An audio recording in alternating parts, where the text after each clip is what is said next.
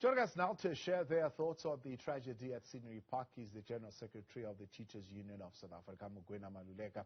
Mugwena, good evening and thank you very much for your time. As a union in education, watching the situation of learners losing their lives at a tavern, what does that tell us, certainly about where we are as a community when young kids would choose this kind of recreational outlet to celebrate what they call finishing of exam writing? Good evening, Baumlule, and good evening to your viewers at home, and thank you for the question indeed. As an education union, we want to send our condolences to the families and the community of Scenery Park in the Eastern Cape. And indeed, you are right that our children choose wrong places for them to really celebrate what they would be calling the closure of school, or anything that they do, precisely because we as a society find ourselves in a lawless country where laws are not being enforced, where people are not observing any laws in our country. Therefore, is an indictment to our society and all of us that we must take responsibility in ensuring that we raise our children who will then be able to abide by the laws of this country. But we have to do that first as parents, making sure the tragic incident that has happened shouldn't have happened if indeed all of us have taken responsibility to ensure that taverns are observing laws, and therefore we provide recreational facilities that are able to help the children to realize their full potential. But those particular activities are not taking place in our societies, hence the consumption of liquor in South Africa is one of the highest, and therefore it calls upon us as education to look at ways and means of how we can bring values into our education system and in the society. Closing the tavern is one step that government has taken, but surely that's not the only answer, because, of course, there are other outlets where cheap alcohol can certainly be purchased and consumed by young people. What form, then, does accountability take in this particular matter? We think that first and foremost it's important that as parents we take responsibility for our children who would go out fully aware that they are underage, and therefore we as parents don't do anything. This is not the first incident. We have seen the children walking the street of Soweto, going to school drunk, and therefore we call upon the parents to take that particular risk. That's where the accountability comes in. Parenting is a responsibility of the parents, and we have got to make sure that our police are taking responsibility for not really listening to the community that has been reporting this particular incident, and therefore we need them to take action against those particular officers that the matter has been reported to them, and the minister has to come in together with the commissioner of the police in ensuring that the police do serve the community needs.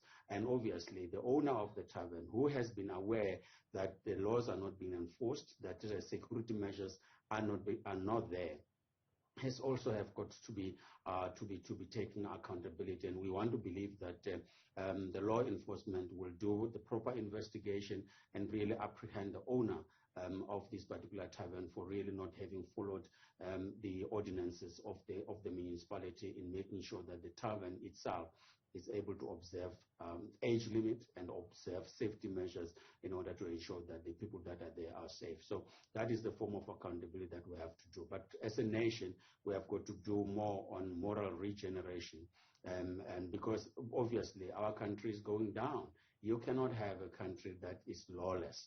And therefore you believe that the economy can grow, and then we'll be able to create jobs, because where the people are not creating jobs in the country and the economy is not growing, but we do not come and really stand together in order to stamp out this particular sort of conduct in our communities, where people are greedy to the extent that they can sell liquor, they can sell drugs to our young people in our schools and so forth. Yeah, you highlight this in your statement that this is a reminder of the appalling conditions our young people are living under. You're talking about the socioeconomic situation, part of which is what you're raising now. I mean, people have got to resort to selling alcohol in order to make a living, so to speak. Yeah, but taking responsibility, because as an owner of a tavern, you know that your license is based on the fact that you are going to, observe the law. And if you don't observe the law, the possibility is that you lose the license. And having lost the license, because yes, adults can buy and therefore they have to drink responsibly. But these were younger than 18 years, and therefore they were not allowed to be taking alcohol, and therefore they shouldn't have been allowed into a tavern to go and celebrate whatever they were celebrating, and especially where there is alcohol and there are adults, people that are there. So it has to take some form of responsibility from those people who are owning taverns, and they have to own up at the end of the day, because closing it down is one of the solutions that are there, but we need a more deeper analysis and reflection of what is happening in our society. And if we are saying it's important to go back and say, who are we? And we need to look ourselves into the mirror and say, this is not what we had thought we were going to be when we were fighting against apartheid to be free. This is not the freedom we wanted, that our children can be drowning in alcohol instead of looking at how we can build our country.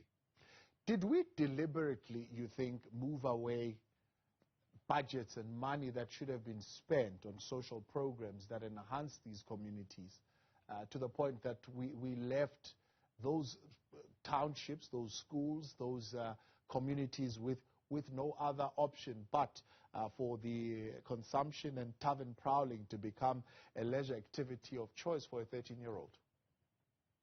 Yeah, we have really drifted away from the values that really have been uniting us and focusing us to be a society that cares and a society that respects human rights.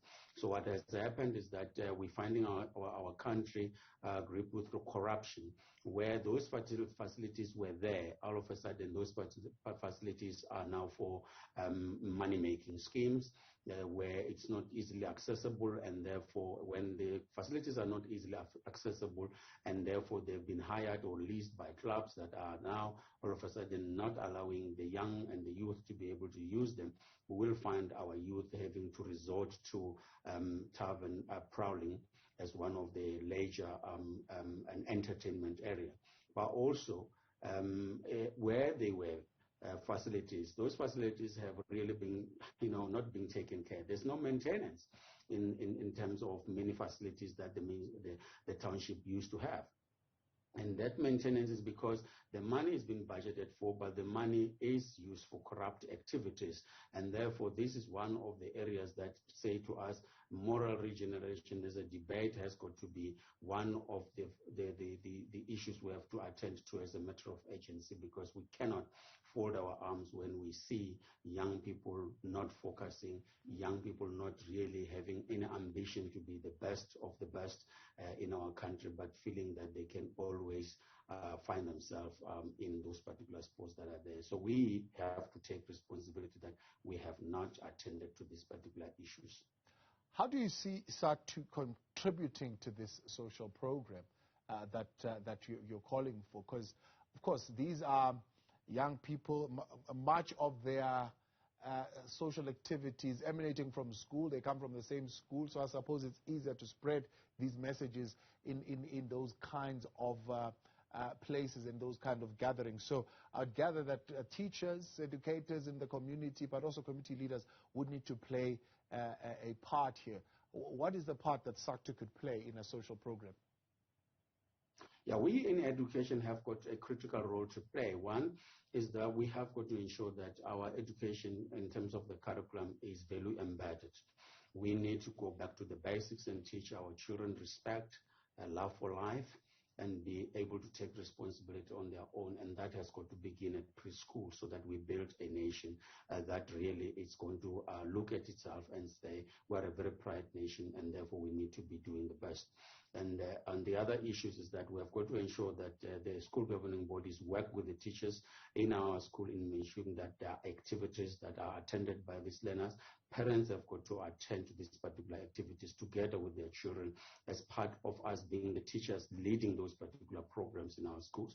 We also are going to be, again, highlighting this particular problem with the Department of Sports and Arts and Culture, as well as the Department of Basic Education, to making sure that they have got to put their differences aside and make sure that the school sports is back in our township schools, back in our rural schools, and is supported. And therefore, we cannot expect SADTU, the learners, to be paying for them to be able to participate. This is part of their extracurricular, is part of how they have got to be able to grow up. We take it as part of our curriculum. We take it as part of our responsibility to ensure that they participate in music, in culture, in arts, in sports, and so forth. And those things have got to be dealt with now rather than too late.